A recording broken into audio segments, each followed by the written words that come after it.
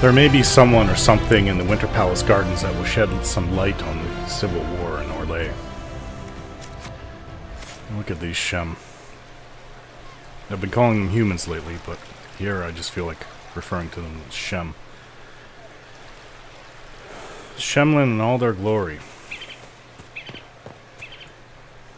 I've already heard whispers from them as I walk by. Not very polite. I'm not here to be polite, though I do feel like showing them up. I can't let it get to me. Corypheus must be stopped.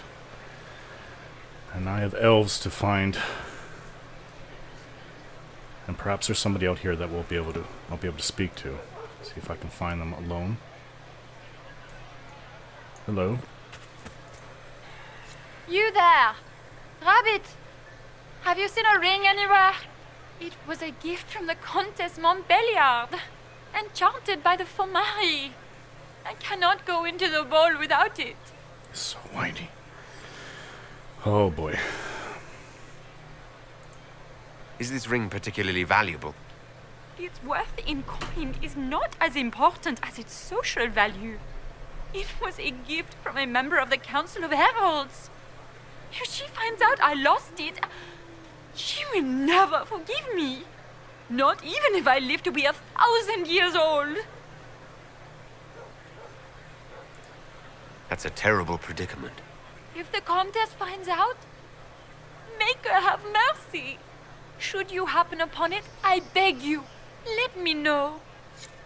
So she's lost her ring. It's not really worth that much, but it's of significance to the other nobles.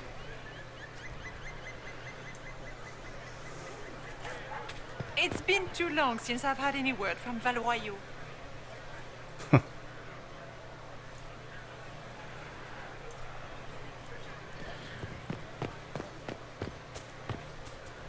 The stairs. The stairs will probably lead me to where I want to go.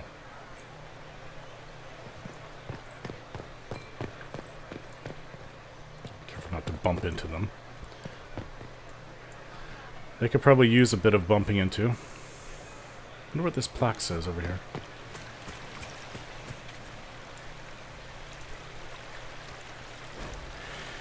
The Virtue Fountain, Winter Palace. Emperor Judicael commissioned this massive fountain to commemorate House Valmont's historic victory against Xavier Draken. The 4 lions represent Emperor Alphonse Valmont and his 3 younger brothers, Duke Isidore, d'Arlesans, Duke Yvon Severin, and Duke Stefan of Valmontaigne, who took the field against the usurper. Excerpt from the Architectural History of Orlais, Volume 1, by Sumshum. I'm in a foul mood right now. Search for her ring. Well, that could be anywhere. If I'm to get favors with them, I'll look for this ring. He must think he gains a military advantage with the Inquisition. I've got good eyes and good senses on picking things out. Is that the Inquisitor? A Dalish? No, that cannot be. Excuse me. Excuse me. I told you we should have worn the silver brocades.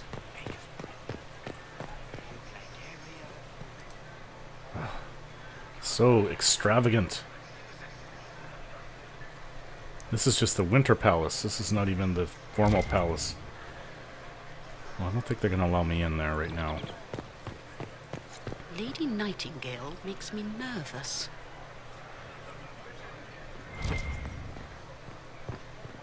What's this?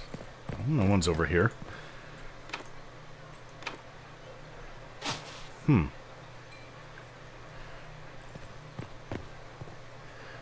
Wonder what's in that door. They are nice gardens, though. I'll give them that. Probably maintained by elves.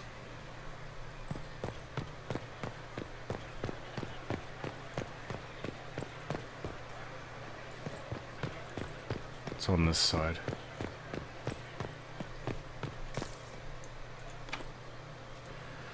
Locked.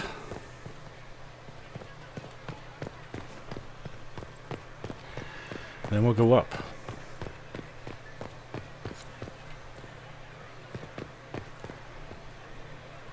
There's a lot of them here. Dare I mingle? I even know what that means. Foreigners. That went well.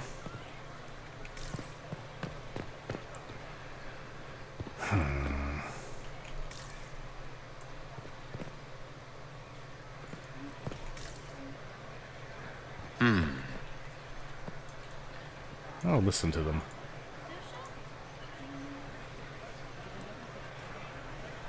Any word from the front lines? My spies said the bodies were beyond counting. Surely the Empress will put an end to the war tonight. Pray, my friend. If the Maker does not hear us now, just pray. That didn't help at all. Well, let's go to the other side. There's got to be some sympathetic ear. Or voice. Person.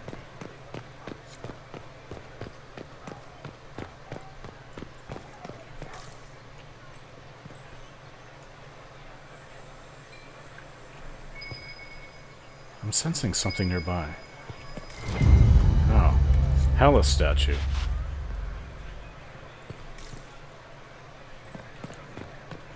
Need to find more of these. On the casual.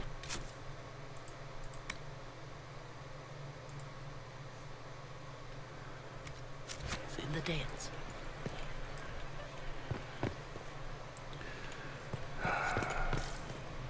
If I can eavesdrop again.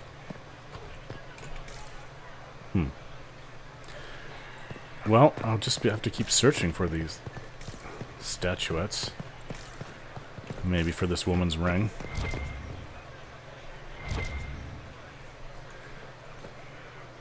Hello? Inquisitor, a moment, if you please. Josephine. I must warn you before you go inside. How you speak to the court is a matter of life and death. It is no simple matter of etiquette and protocol. Every word, every gesture is measured and evaluated for weakness.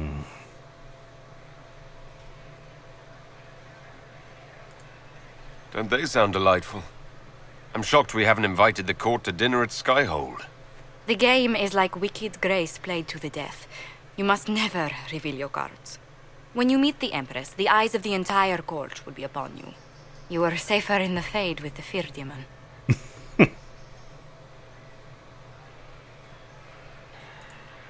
You're just full of joy and light this evening. Everything will be fine. Andraste, watch over us all.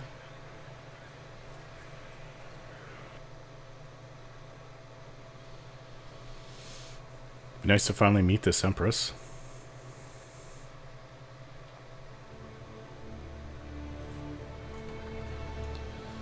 Wow.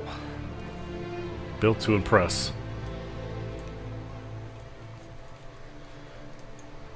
Well, she must know I'm here. I don't think that there's any reason for me to head directly there, though. If I can help it. There's nothing down this way.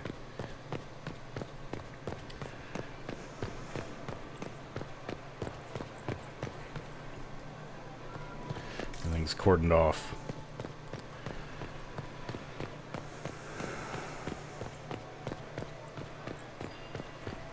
Can Gaspar take the throne without the backing of the Council of Heralds? He plans to take it by force. If the Council won't recognize him, he'll march against them.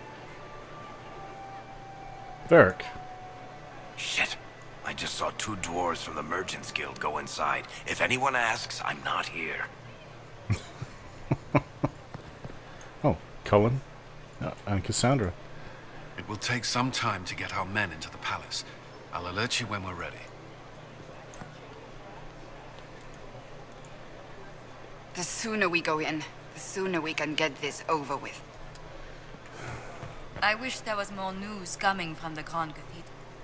Good news is becoming an increasingly rare commodity.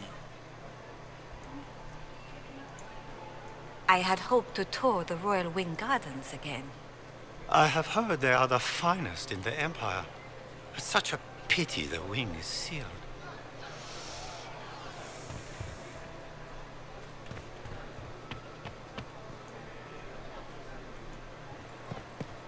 all wearing masks, or nearly all of them. The dwarves aren't.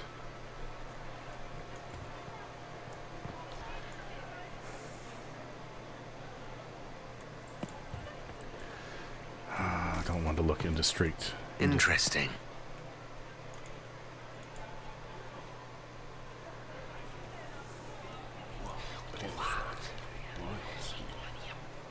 I had no idea.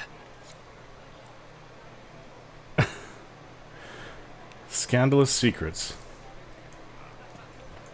I heard the Grand Duke invited the Inquisition here. Interesting.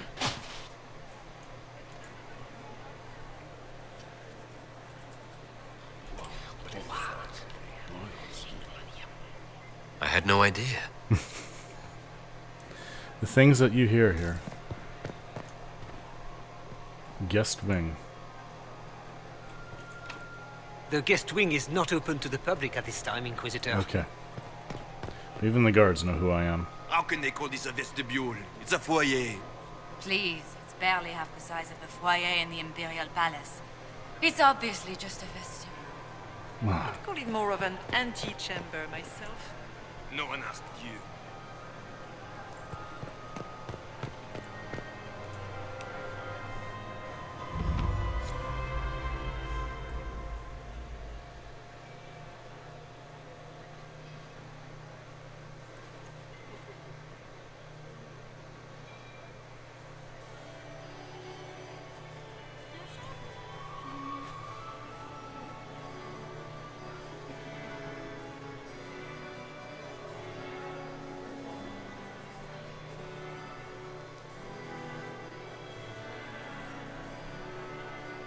And now presenting Grand Duke Gaspard de Chalon, and accompanying him, Lord Inquisitor Lavellen.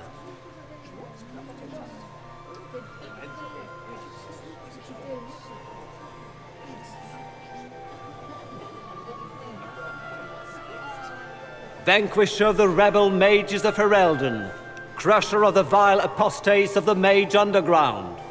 Remember to smile. This is all for show, my dear. Champion of the blessed Andraste herself. Did you see their faces? Priceless. Accompanying the Inquisitor, Seeker, Cassandra, Allegra, Portia, Calogera, Philomena. Get on with it. Pantagast, 14th cousin to the King of Navarra, 9 times removed. Hero of Orlais. Right hand of the divine. Madame Vivienne, first enchanter of the Circle of Magi, enchanter of the Imperial Court, mistress of the Duke of Ghislaine, renowned author Tharic Dethras. Head of noble house Tethras, Desher of Kirkwall to the Dwarven Merchants Guild, Sir Cullen Stanton Rutherford of Honleith, Commander of the Forces of the Inquisition, former Knight Commander of Kirkwall, Lady Liliana, Nightingale of the Imperial Court, Veteran of the Fifth Blight, Seneschal of the Inquisition. Cousin, my dear sister. Grand Duke, we are always honored when your presence graces our court. Don't waste my time with pleasantries, Celine. We have business to conclude. We will meet for the negotiations after we have seen to our other guests.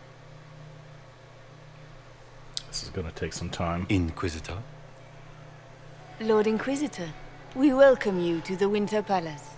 Allow us to present our cousin, the Grand Duchess of Leeds, without whom this gathering would never have been possible. What an unexpected pleasure. I was not aware the Inquisition would be part of our festivities. We will certainly speak later, Inquisitor. Your arrival at court is like a cool wind on a summer's day.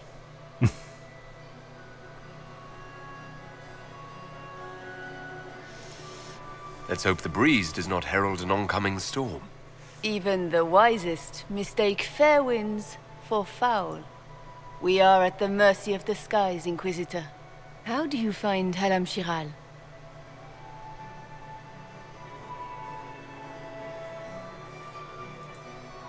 I have no words to suffice.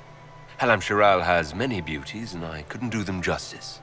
Your modesty does you credit, and speaks well for the Inquisition. Feel free to enjoy the pleasures of the ballroom, Inquisitor. We look forward to watching you dance.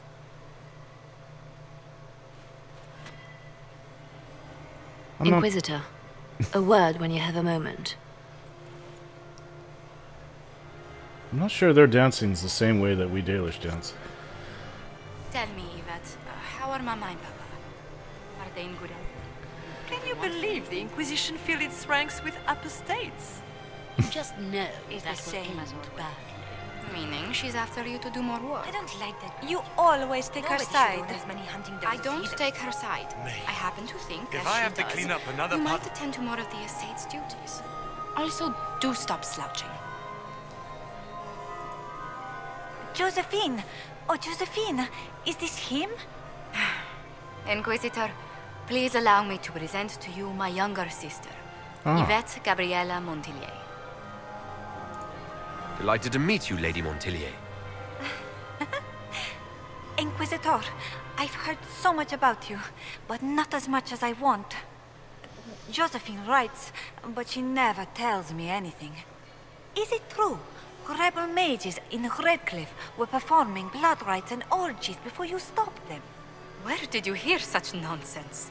Everyone in Antiva says so. Is it true?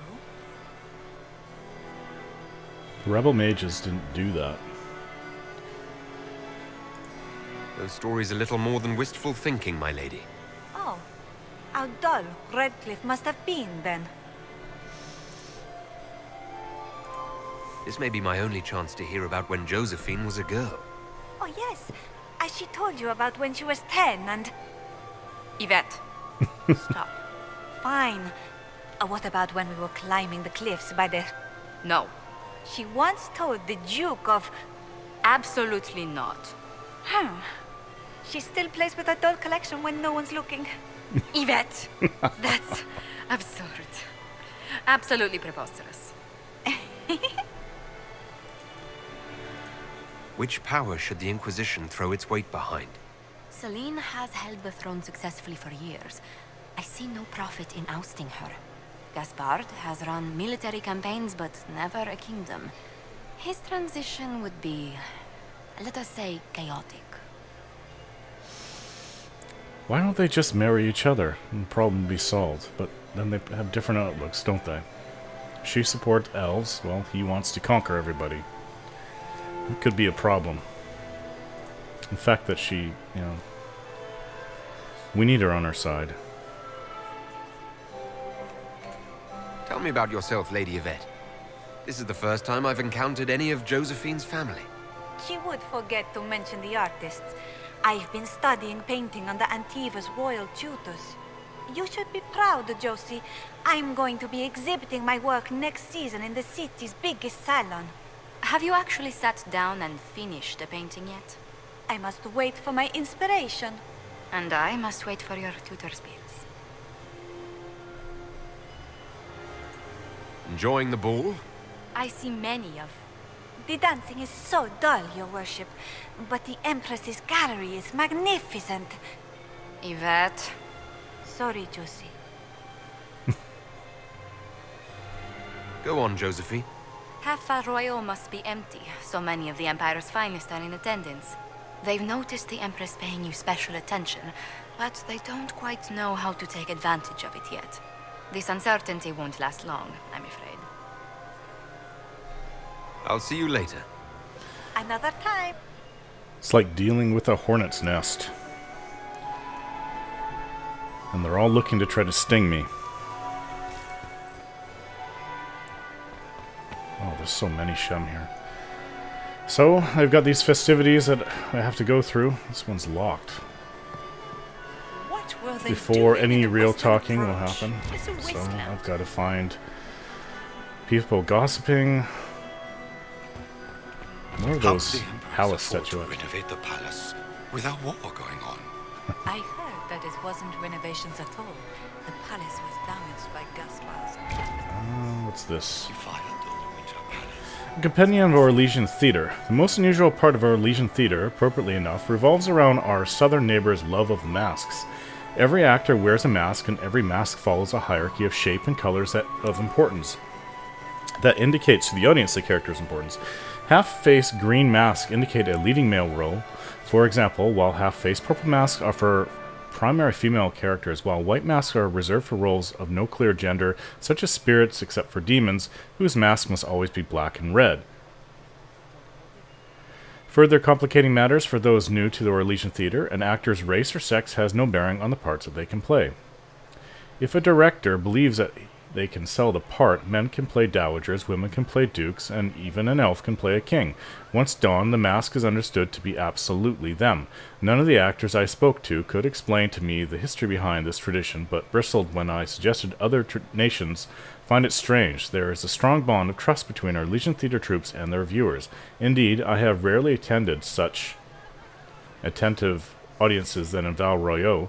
It is my guess that Orlesians, surrounded as they are by masks in their daily lives, both require and fully respect a place where the objects boldly display their wearers' intentions for a change. An appendix at the back of this volume lists the appearance and meanings of Orlay's theatrical masks. These conventions are vital to understanding the history of its finest theatre, a journey I hope you will find as rewarding as I have. From a Compendium of Orlesian Theatre, volume by Magister Pellinar.